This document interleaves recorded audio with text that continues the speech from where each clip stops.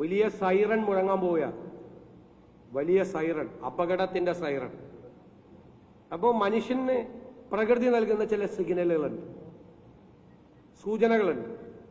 ആ സൂചനകൾ മനുഷ്യൻ അവന്റെ സവിശേഷമായ ബുദ്ധിശക്തി കൊണ്ട് മനസ്സിലാക്കി ആ സിഗ്നലുകളെ അനലൈസ് ചെയ്ത് അപകടകരമായ സാധ്യതകളെ ഇല്ലാതാക്കാൻ മനുഷ്യൻ നടത്തുന്ന പ്രവർത്തനമാണ് ഇനിയിപ്പോൾ പരിസ്ഥിതി പ്രവർത്തനം. പ്രകൃതിയെ സംരക്ഷിക്കുക അല്ലേ? Inspired by the future, for the climate, for the future എന്നാണ്. ഇൻസ്പയർഡ് ബൈ ദ നേച്ചറാണ്. പ്രകൃതിയെ നമ്മൾ പ്രചോദിതരായി നമ്മുടെ ഭാവിയെക്കുറിച്ചും കാലാവസ്ഥയെക്കുറിച്ചും നമുക്ക് കൃത്യമായ സങ്കല്പങ്ങൾ ഉണ്ടാകണം.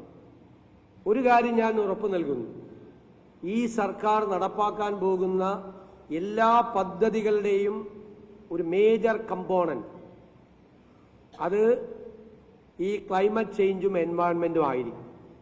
അതിനെ പരിഗണിക്കാതെ ഒരു പദ്ധതിയും നടപ്പാക്കില്ല. കാരണം അത് നടപ്പാക്കിയാൽ പ്രകൃതിയെ മുഴുവൻ തകർത്ത്, പരിസ്ഥിതിയെ മുഴുവൻ തകർത്ത് ഉള്ള വികസനമല്ല, സസ്റ്റൈനബിൾ ഡെവലപ്മെന്റാണ്. സന്തുലിതമായ വികസനമാണ് വേണ്ടത്. വികസനം വേണം, നമ്മുടെ ജീവിത നിലവാരത്തിൽ മാറ്റമുണ്ടാകണം, ഒരുപാട് കാര്യങ്ങൾ നമുക്ക് ചെയ്യാൻ കഴിയണം. പക്ഷേ പ്രകൃതിയെ തകർത്തോ പരിസ്ഥിതിയെ തകർത്തോ ഒരു വികസനത്തിന്റെയും പുറകെ പോകില്ല. ഇത് കൃഷിവകുപ്പ് കൂടി നടത്തുന്ന പരിപാടിയാണ്.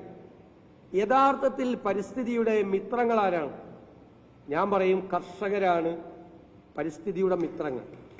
ചില ധാരണകളുണ്ടായി നമ്മുടെ സമൂഹത്തിൽ, കേരളീയ സമൂഹത്തിൽ, കർഷകർ പരിസ്ഥിതിയുടെ ശത്രുക്കളാണെന്ന്.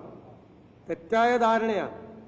ആ പരിസ്ഥിതിയെ ഏറ്റവും കൂടുതൽ സംരക്ഷിക്കുന്നവർ ചെടികൾ നട്ടുപിടിപ്പിച്ചും അല്ലേ, മരങ്ങൾ നട്ടുവളർത്തിയും പ്രകൃതിക്ക് പോറലേൽപ്പിക്കാതെ കാര്യങ്ങൾ ചെയ്യുന്നവരാണ് കർഷകർ.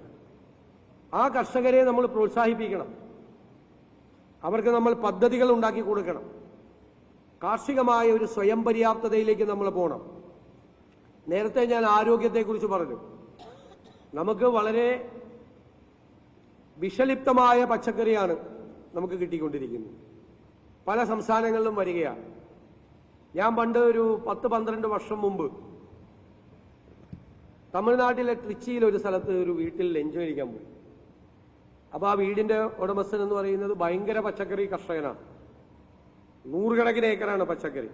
അപ്പോൾ അദ്ദേഹം എന്നോട് പറഞ്ഞു, ഇപ്പൊ ഇവിടെ ഈ ഭക്ഷണത്തിന് ഒരുക്കിയിരിക്കുന്ന പച്ചക്കറി നമ്മൾ 50 സെന്റിൽ പ്രത്യേകമായി ഒരുക്കിയിരിക്കുന്ന ഓർഗാനിക് ആയിട്ടുള്ള പച്ചക്കറിയാണ്, സാറ് ധൈര്യമായിട്ട് കഴിച്ചോളാൻ പറഞ്ഞു. അപ്പൊ ഞാൻ ചോദിച്ചു, ബാക്കിയുള്ള ഈ 100 കണക്കിന് ഏക്കറുള്ള പച്ചക്കറിയാ? അത് കേരളാവുക്ക് അയക്കാനാണ്. നമുക്ക് അയക്കാനുണ്ട്, അവിടെ മുഴുവൻ മറ്റതാണ്, വിഷം അടിച്ചുകൊണ്ടിരിക്കുകയാണ്. അപ്പൊ ഞാൻ ഞെട്ടി.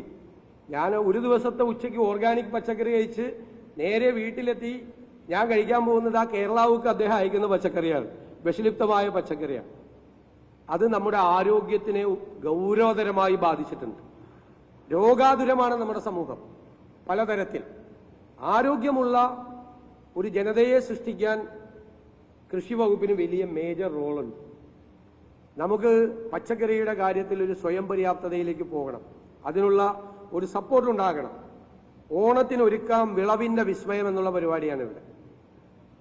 ആ പരിപാടിയിൽ നമുക്ക് പരമാവധി പച്ചക്കറിയുടെ ഉൽപാദനം നമുക്ക് നടത്തി ഓണത്തിന് പരമാവധി പച്ചക്കറി നമ്മുടെ വീട്ടുവളപ്പിൽ, ചെറിയ വീട്ടുവളപ്പായിരിക്കാം, ചിലപ്പോൾ മട്ടുപ്പാവ് ഉണ്ടാവാം, ചെറിയ മുറ്റമായിരിക്കാം, ഏറ്റവും മനോഹരമായി ലഭ്യമായ സ്ഥലങ്ങളിൽ കുട്ടികളെ അതിൽ താല്പര്യം കാണിക്കണം. ഞാൻ കുട്ടികളെ 5 പേരെ ഇവിടെ ആദരിക്കുന്നത്, അവരെ എല്ലാവരെയും ഞാൻ പ്രത്യേകമായി അഭിനന്ദിക്കുകയാണ്. അവർ ഇക്കാര്യത്തിൽ പ്രത്യേകമായ ശ്രദ്ധ ചെലുത്തി ചെറുപ്പത്തിലെ തന്നെ ഒരു കൾച്ചർ, അതാണ് ചെറുപ്പത്തിലെ തന്നെ ഒരു കാർഷിക സംസ്കാരം നമ്മുടെ ഉള്ളിലുണ്ടാവണം.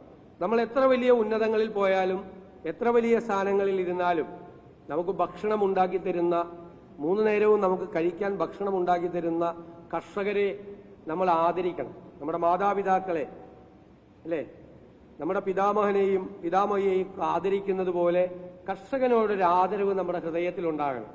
നമ്മളൊരു കർഷകനെ കാണുമ്പോൾ നമ്മൾ മനസ്സിൽ വിചാരിക്കണം, നമുക്ക് ഭക്ഷണം ഉണ്ടാക്കി തരുന്ന ഒരാളാണ് അല്ലേ, അധ്വാനിച്ച് കഷ്ടപ്പെട്ട് ഈ മണ്ണ് ഇളക്കി മറിച്ച് അതിൽ പൊന്നു വിളയിച്ച് വെയിൽ കൊണ്ട് കഷ്ടപ്പെട്ട് നമുക്കത് തരുന്ന ഒരാളാണ്. അപ്പൊ നമ്മുടെ സമൂഹത്തിൽ ആ ഒരു സംസ്കാരം വളർന്നു വരുന്ന തലമുറയുടെ മനസ്സിലുണ്ടാകണം. പ്രകൃതിയോട് ഞാൻ സാധാരണ കുട്ടികളോട് പറയും, നിങ്ങൾ പൊളിറ്റിക്കലാകണം എന്ന് പറയും. പൊളിറ്റിക്കലാകണം എന്ന് പറയുന്നത് ഏതെങ്കിലും രാഷ്ട്രീയ പാർട്ടിയിൽ അംഗമാണെന്നല്ല അതിന്റെ അർത്ഥം. പൊളിറ്റിക്കലാകണം എന്നതിന്റെ ഏറ്റവും പ്രധാനപ്പെട്ട ഒരു കാര്യം നമ്മൾ എൻവയൺമെന്റ് ഫ്രണ്ട്ലി ആകണമെന്നാണ്. പ്രകൃതിയുമായി ഒരു സൗഹൃദം, പ്രകൃതിയുമായി ഒരു ഹൃദയബന്ധം ഉണ്ടാക്കുക.